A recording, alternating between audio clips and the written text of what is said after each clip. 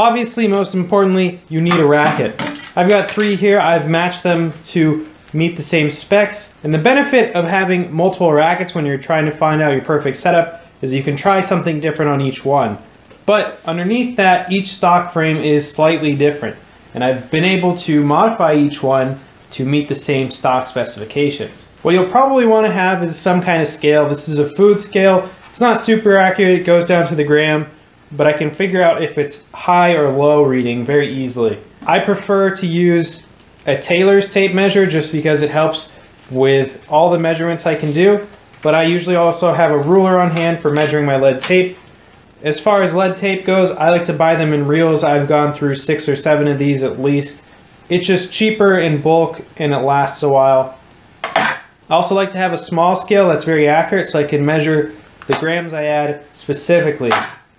You also need a balance board or a way to measure your balance. You can do that by laying the racket on the table and seeing where it bounces off the table. I won't be focusing in this video so much about measuring the specs of the racket and the balance point, etc., or the swing weight, which you can do manually. If there's interest in another video, I'll make a video on how to measure the swing weight manually. Some retailers will tell you that it's inaccurate to do it manually, but that's actually how they calibrate the RDC machines that they use as industry standard in the first place. So as long as you do it correctly, you'll be good. So before you start adding weight to your racket, there's some things you need to understand. First and foremost, rackets from one to another, even the same model, have different specs. What you see online is always an average. Different retailers will have different numbers, not because there's different average, but because oftentimes they'll measure the racket with different strings. Different strings have different weights. This black copolyester 16 gauge weighs 2 to 3 grams less than this black copoly 16 gauge string. That changes the swing weight of the racket. Each string type has a different weight range. Polyesters are pretty heavy. Natural gut for the same gauge is a little bit heavier than most polys.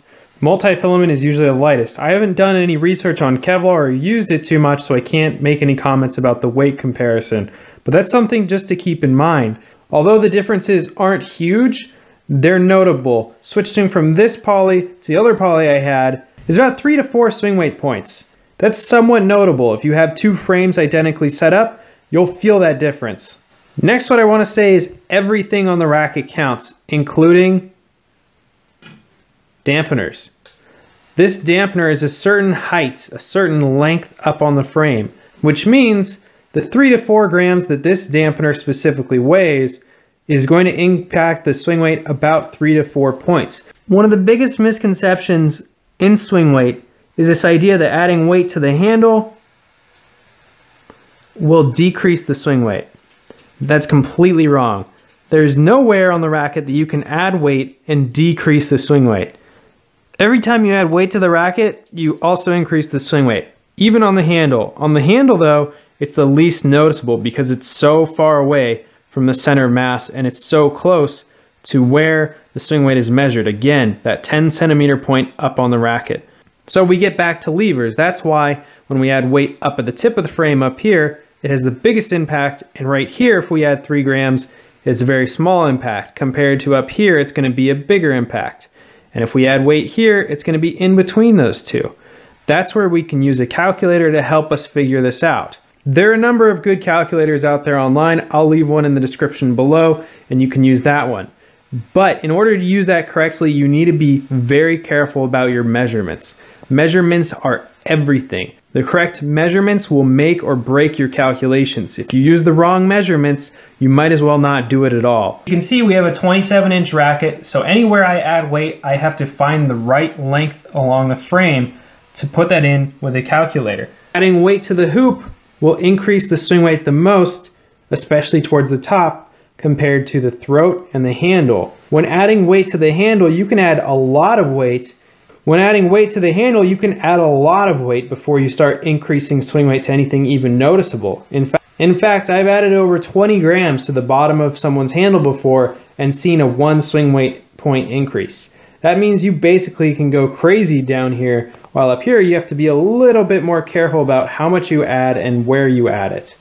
Now with twist weight, this width side to side is important. So when we're calculating swing weight, we work on this y-axis. We need to know this length. That's pretty straightforward. But when we work with twist weight, we need to pay attention to the width. If we add weight here and here, can't really actually see that. If we add weight here and here, that's going to impact twist weight the most because this is the widest point of the frame. If we add weight here and here, it's going to increase twist weight less because it's less width. It's also going to increase swing weight less because it's not as high up on the hoop. Making sure these numbers are accurate is crucial. If you don't use the right values here, nothing will come out even close to correct. And you'll just be a laughing stock. I've seen it so many times when people throw numbers into a calculator and decide they have a 360 swing weight, when in reality they're using something like a 320. Which brings me to another common misconception. Some people will take the 31 grams their string bed weighs and put it right in the middle of the string bed at whatever, 20.2 inches or something like that. That's actually wrong. For adding weight of the strings, you need to find the center of mass of the strings, not the center of the string bed, because the strings are not all equal length, and the strings below the bottom cross are slightly longer than the ones above the top cross, which means that the weight is going to be usually distributed down a little bit below that point.